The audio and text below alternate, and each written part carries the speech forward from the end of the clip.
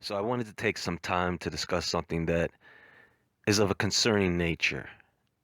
In this construct of time, there has been an evolution or change in the characteristics of human culture and technology in what seems to be some type of repetitive cycle. How many past civilizations do we know of that had reached their peak and then fell hard?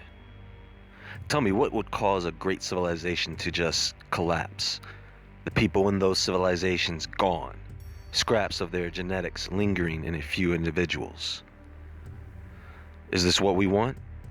Because let me tell you, it's coming whether we like it or not, either by our own doing or by God's. This cannot continue. We cannot continue to go down this same road. It leads to death. The problem is, those of you who are older adults understand that the world has changed dramatically within your lifetime. These kids today, they don't know that world you once knew. This is the world that they know. They don't know what it's like to have no internet, for it not to even exist. Just an idea in someone's head. So what we're going to do is take a closer look at the changes in our society, our technology, and we are going to explore the conditions of manufacturing the new internet of this generation. Many of you know this as artificial intelligence.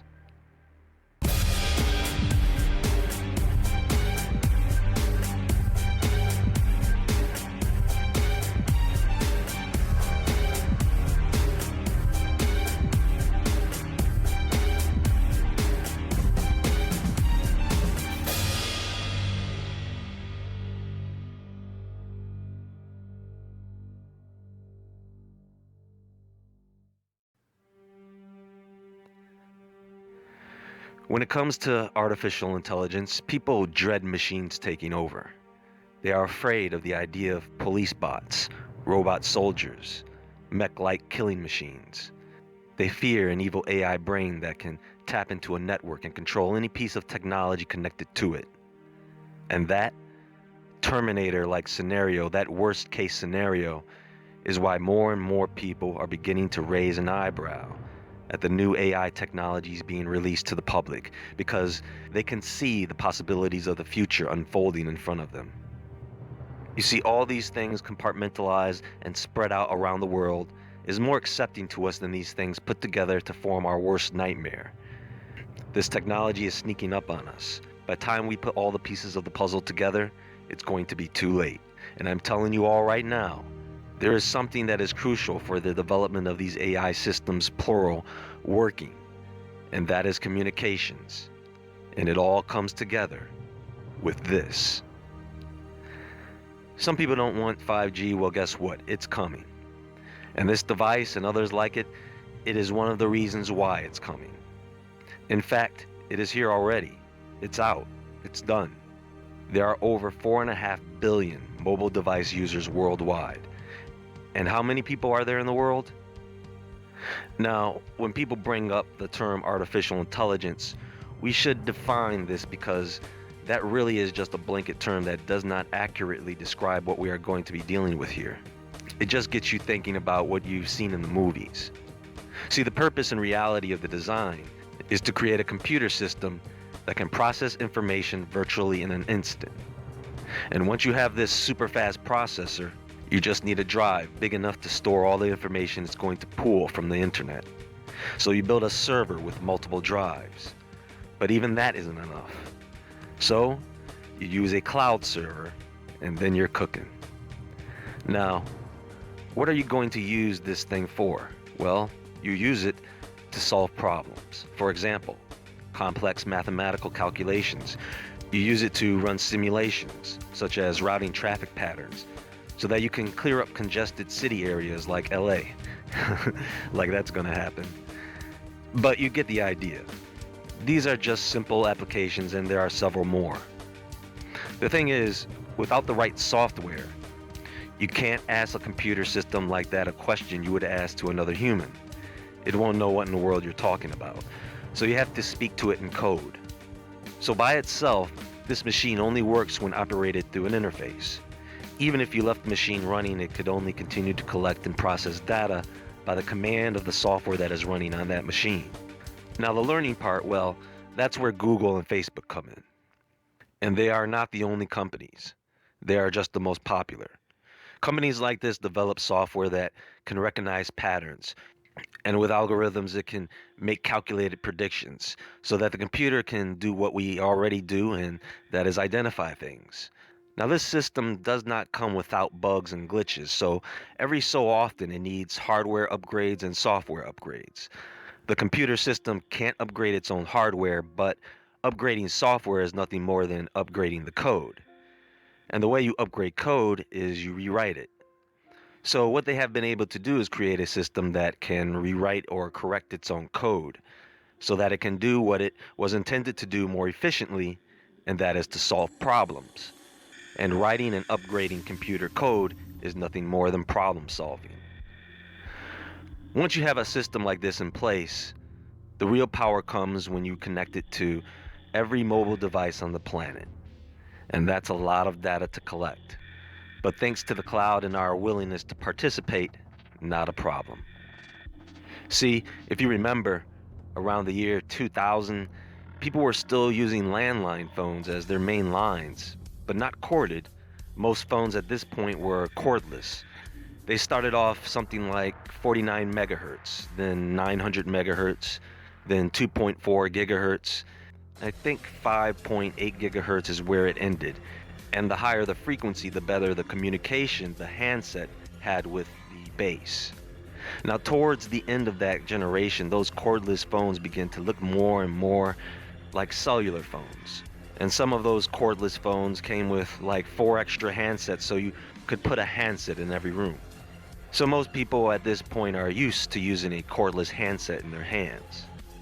Motorola, Sony Ericsson, Nokia. Am I taking you guys back? A second generation of cell phones. Back then, that's when cell phones were cool. They were cool looking. Flip phones were awesome. Pull it out of your cool looking leather holster, flip it open with your thumb, pull the antenna out with your teeth. Yeah, I'm on my way. Push the antenna back in, flip the phone closed with the side of your face, give the phone a few twirls, then slide that phone back into its holster. I'm exaggerating, of course, but most of you should know what I'm talking about. This wasn't that long ago. I mean, today, who uses a holster? People walk around with those things glued to their hand. Now, after that, the color screens came in and people really began to get into mobile games for this reason. And the innovations that came with new screen tech really killed the need for a flip phone, because now you have this pretty color screen that we want it to be bigger. Along with having a bigger screen, we wanted a more user-friendly interface or keyboard so that we could text. And this is where the Sidekick and the BlackBerry took over. Remember that thing? They tried to take the flip phone to the next level of design with a huge color screen and massive QWERTY keyboard. And those things were so cool. That Sidekick changed everything, bringing in the smartphone. And then Apple came along and said, wait, hold my beer. The Apple iPhone was like the Mercedes of cellular phones. That was no longer really a cell phone, but a mobile multimedia device. That again, wasn't too long ago, and today, we should be at the end of this flat touchscreen mobile device life cycle. So what are these things going to turn into? It already looks like everyone is walking around with a flat screen TV in their hands. And I'm telling you, these things are no longer cool. You can't even impress anyone with a new cell phone these days. And if you can't impress anybody, then the company is going to have a harder time selling the same old thing. I hate them. They are becoming more expensive. People are becoming more aware of entities such as Facebook and Google and Instagram. By the way, Facebook is Instagram. So even if you don't have Facebook but have Instagram, you are using a Facebook product. So they are still collecting information about you. What kind of information? Funny you should ask. Let me tell you, I've read Instagram's data policy, and I couldn't get through the whole thing without falling to the floor laughing. I mean, look at this. What kinds of information do we collect? To provide the Facebook product, we must process information about you. The types of information we collect depend on how you use our products. You can learn how to access and delete information we collect by visiting the Facebook settings and Instagram settings. Things you and others do and provide. Information and content you provide. We collect the content, communications, and other information you provide when you use our products, including when you sign up for an account, create or share content, and message or communicate with others. This can include information in or about the content you provide, like metadata, such as the location of a photo or the date a file was created. It can also include what you see through features we provide, such as our camera, so we can do things like suggest masks and filters that you might like, or give you tips on using camera formats. Our systems automatically process content and communications you and others provide to analyze context and what's in them for the purposes described below. Learn more about how you can control who can see the things you share. Networks and connections. We collect information about the people, pages, accounts, hashtags, and groups you are connected to and how you interact with them across our products, such as people you communicate with the most or groups you are a part of. We also collect contact information if you choose to upload, sync, or import it from a device, such as an address book or call log or SMS log history, which we use for things like helping you and others find people you may know and for the other purposes listed below. Your usage. We collect information about how you use our products, such as the types of content you view or engage with, the features you use, the actions you take, the people or accounts you interact with, and the time, frequency, and duration of your activities. For example, we log when you're using and have last used our products, and what posts, videos, and other content you view on our products. We also collect information about how you use features like our camera, information about transactions made on our products, if you use our products for purchases or other financial transactions, such as when you make a purchase in a game or make a donation. We collect information about the purchase or transaction. This includes payment information, such as your credit or debit card number, and other card information, other account and authentication information, and billing, shipping, and contact details. Things others do and information they provide about you. We also receive and analyze content, communications, and information that other people provide when they use our products. This can include information about you, such as when others share or comment on a photo of you, send a message to you, or upload, sync, or import your contact information. Device information. As described below, we collect information from and about the computers, phones, connected TVs, and other web-connected devices you use that integrate with our products. And we combine this information across different devices you use.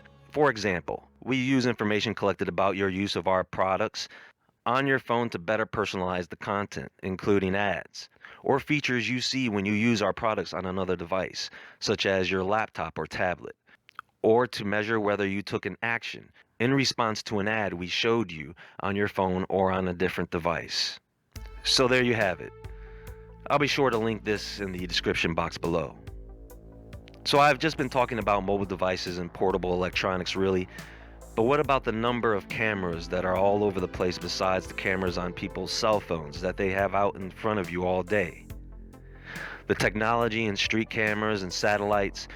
You know they can now use a satellite. Go back and watch the movie Enemy of the State with Will Smith.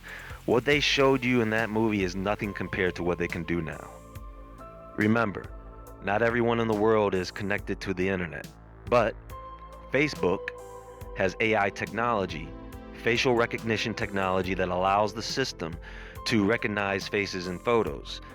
They have thrown this technology on board their satellite, and so now the satellite has been able to search, learn, and locate all those people on the planet who don't have the internet. Street cameras are being set up with voice and facial recognition as well. Folks, do you know that people are already being punished for not allowing the cameras to identify them as they walk by them? I kid you not.